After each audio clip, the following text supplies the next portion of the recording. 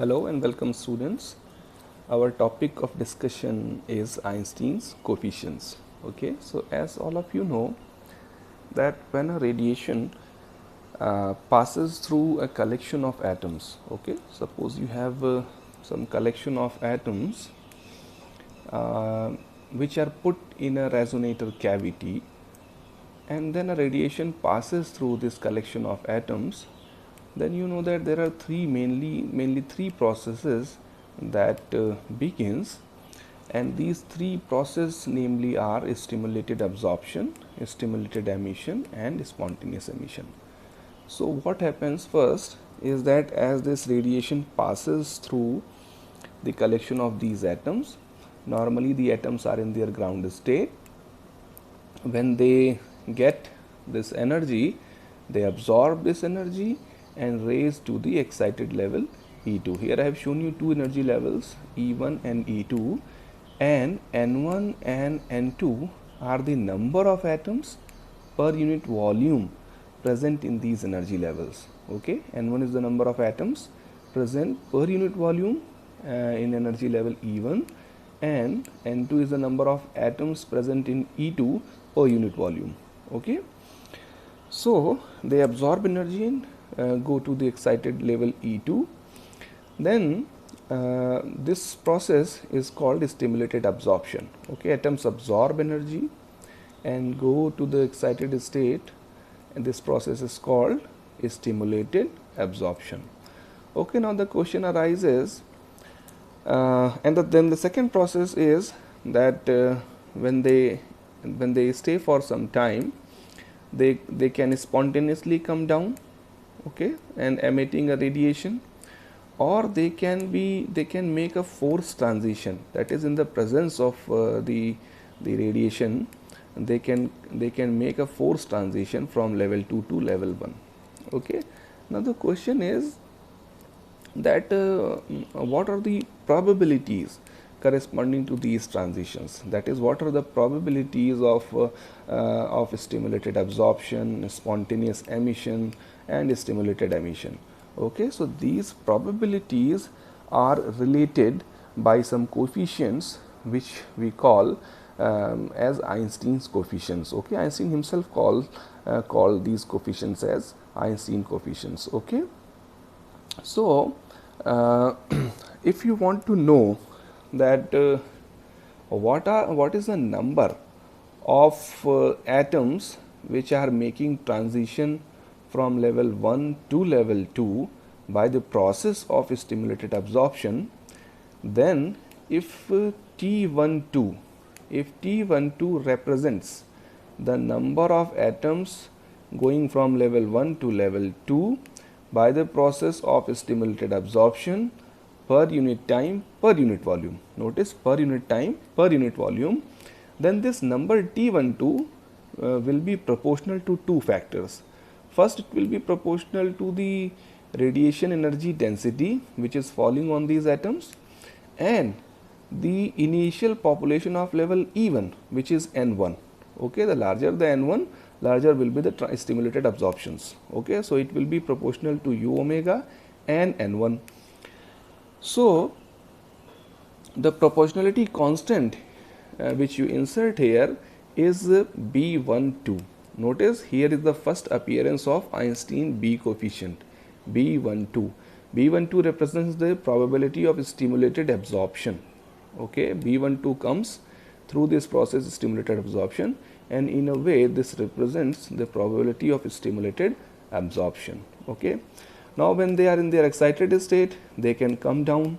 So let us consider the process of stimulated emission. So suppose if T21 meaning the suffix 21 meaning that transition corresponding to level 2 to level 1. Okay, so if T21 represents the number of atoms which are coming from level 2 to level 1 by the process of stimulated emission per unit time per unit volume. Okay, notice per unit time per unit volume, then this T21 number will also be proportional to U omega, because it is U omega which is forcing these atoms to make a downward transition. Okay, So it is a stimulating agency u omega, and then T21 will also be proportional to N2, that is the initial population of level N2. So now you need a proportionality constant which you insert here as B21. Now this is the this is the Einstein B coefficient corresponding to stimulated emission, and it represents the probability of stimulated emission.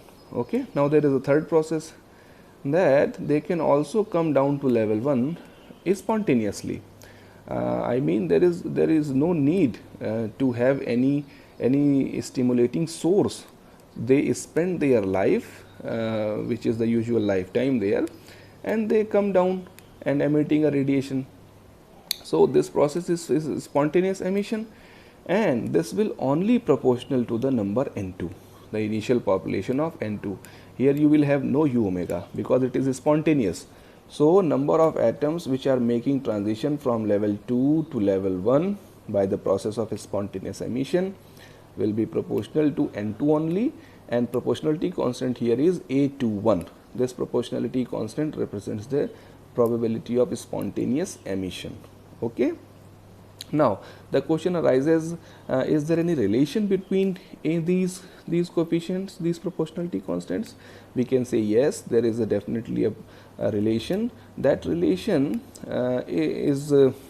comes through that we know that in a steady state, okay, number of atoms are making transition from level 1 to 2, level 2 to 1. So there are three processes going on, but in a steady state, the state in which the population of N1 and N2 do not change with time. The population N1 and N2 do not change with time. That is dN1 by dt is 0, dN2 by dt is 0. That is the steady state. So at a steady state or in thermal equilibrium, what we should have? We should have rate of upward transition is equal to rate of downward transition. That means whatever number of atoms going from level 1 to 2 must be equal to the whatever number of atoms coming from level 2 to 1, okay, in steady state or in thermal equilibrium. Okay. So you put the value of number of atoms which are going from level 1 to 2, that is T12 must be equal to T21 plus U21. You put the value of these and you solve it for u omega. Then you get something A21 by N1 by N2 B12 minus B21. Okay. This N1 by N2, that is a ratio of population, can be calculated using Maxwell-Boltzmann relation, that you know that population is proportional to exponential minus of E by kBT. So you calculate N1 by N2, you get exponential E2 minus E1 by kBT, and E2 minus E1 is the energy difference, which is equals to H cross omega, which is H cross omega. You can see from this relation. Okay. Then it is N1 upon N2 is exponential H cross omega by kBT. You put this value N1 by N2 in this u omega. Now you have u omega as A21 upon B21 upon exponential H cross omega by kBT, B12 upon B21 minus 1. You have taken common B21, okay, in the denominator. Then now since this gain medium is kept in a resonator cavity, so at thermal equilibrium whatever radiation density is built up, that must be that distribution of energy density over different frequencies at a given temperature must be equal to the Planck's radiation formula for the cavity radiation itself. Okay. You have also a Planck's radiation formula for the radiation density developed inside a cavity. So this is also optical resonator cavity. So this u omega should be equal to the radiation density given by Planck's radiation law. Okay. So according to Planck's radiation law, this u omega is H cross omega cube N0 cube upon pi square C cube 1 upon exponential H cross omega by kBT minus 1. Now you can see that that there is a resemblance between this formula and this formula. So you equate this energy density u omega, which you have derived through these three processes, and then equating it with Planck's radiation formula. So by equating, you relation which you get is B12 is B21. What does it mean? It means that the probability of stimulated absorption is equal to probability of stimulated emission. This is the first and very important result expressed through the Einstein B coefficients. Okay. Now second thing which you compare get by comparing u omega and u omega here, that this A21 upon B21 is h cross omega cube and 0 cube upon pi square c cube. That is the ratio of the probabilities of spontaneous emission to the probability of stimulated emission is proportional to the cube of the frequency. Is proportional to cube of frequency, because everything is a constant, and 0 is the refractive index of the medium. So okay, so notice that this relation we will be using in this lecture at later stage also, this A21 upon B21. Now it is interesting to show you something by some simple calculations, that okay, if I want to know that okay, this is the relation between Einstein's A and B coefficients. Okay. Now, if I want to know what is the ratio of number of spontaneous emissions to the number of stimulated emissions. Okay, that is what is the ratio of U21 upon T21, that is U21 upon T21, then you can easily find out that this U21 upon T21 is this one, which has a denominator U omega. Now, you put the value of U omega by using this u omega expression, then you will get it as exponential h cross omega by kBt minus 1. Okay. Now let us see what is the effect of frequency on this ratio. You see, when h cross omega is much greater than kBt, h cross omega has a dimension of energy and kBt also has a dimension of energy. So when this h cross omega is much greater than kBt, you see that this ratio of spontaneous emissions to the ratio of stimulated emissions is much greater than 1, which means that for higher frequencies, it is the spontaneous emission which dominates in the system. Okay. So now let me show you by some mathematical example, or by taking some values, so that you can see through this example.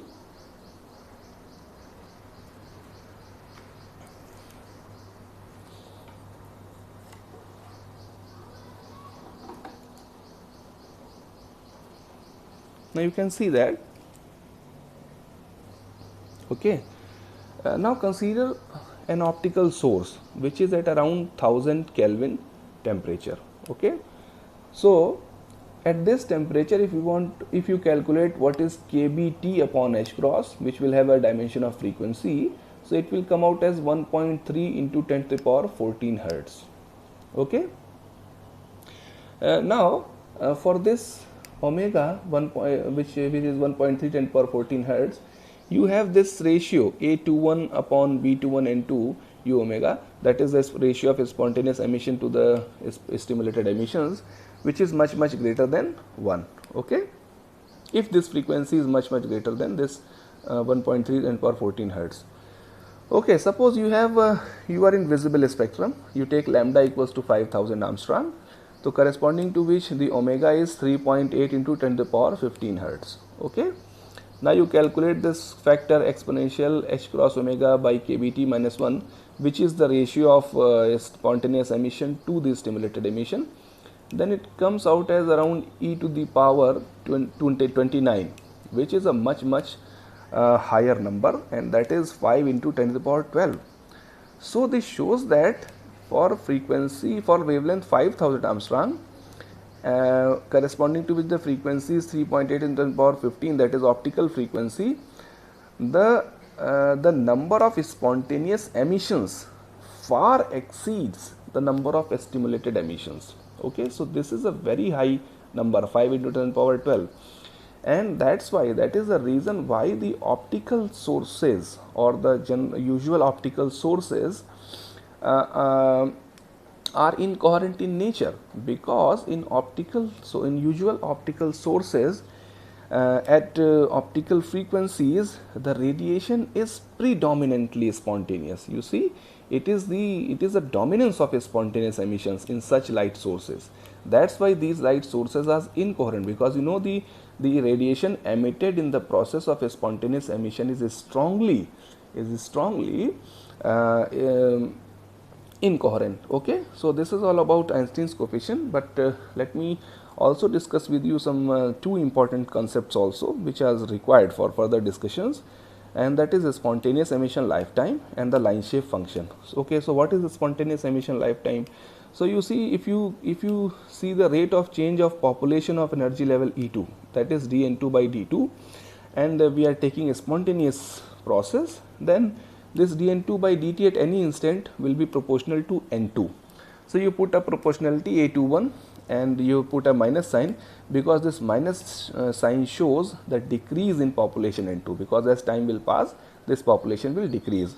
So if you solve this dN2 by dt, this differential equation, which is easy to solve, you put N2 in this denominator and make dt here, then you will get N2t is N20 e to the power minus A21 into t. So now we defined a characteristic time. That time we define as TSP, that is the spontaneous emission lifetime, and it is the time. If you put T equal to TSP here, and which is 1 upon A21, then you will get e to the power minus 1. So that will become N20 upon E. So this TSP is the time in which the population of level N2 becomes 1 upon E times its initial value.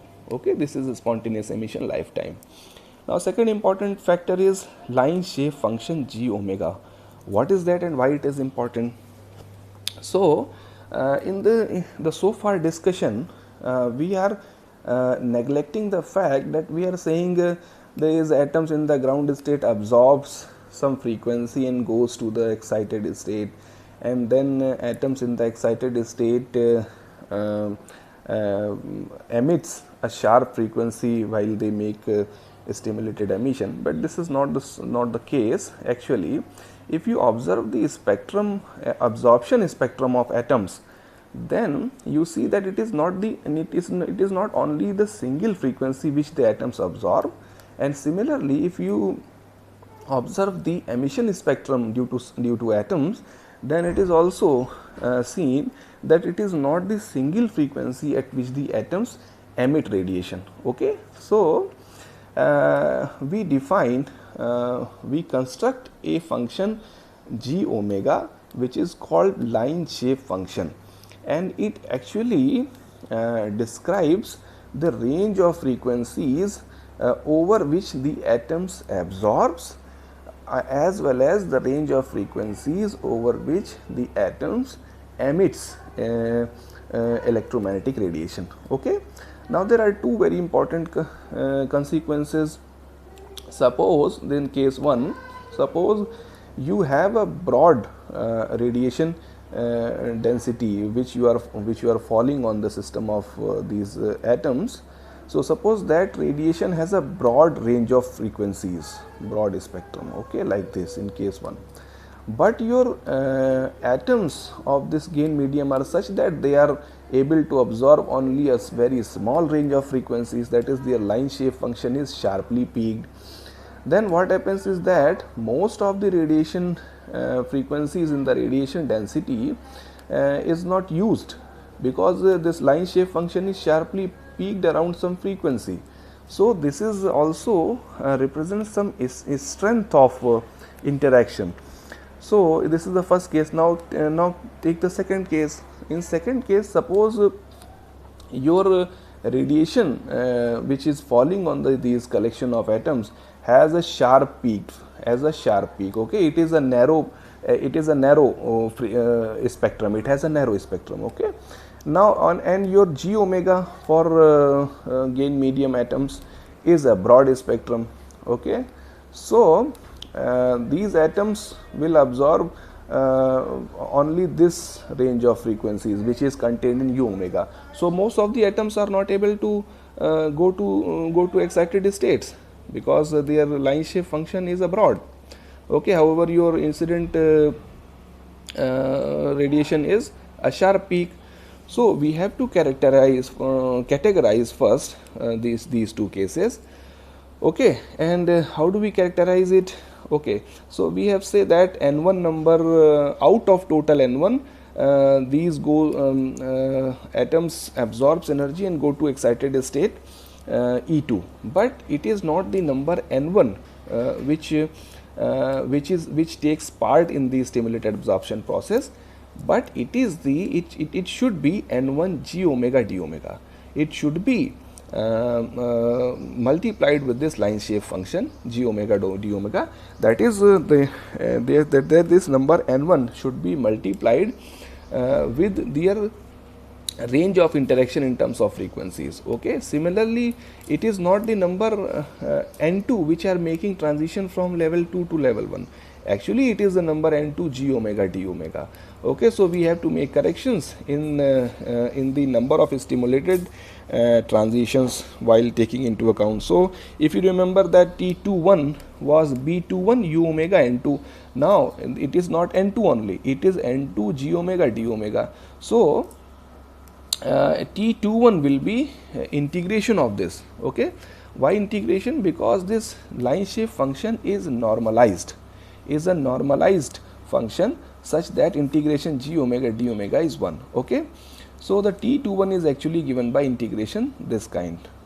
Okay, now that for the two cases, especially here we see that when for the case 1, when the falling radiation has a broad spectrum and this line shape function is sharply peaked, then what happens? Then in this integration you can take out u omega out of this integration. Why?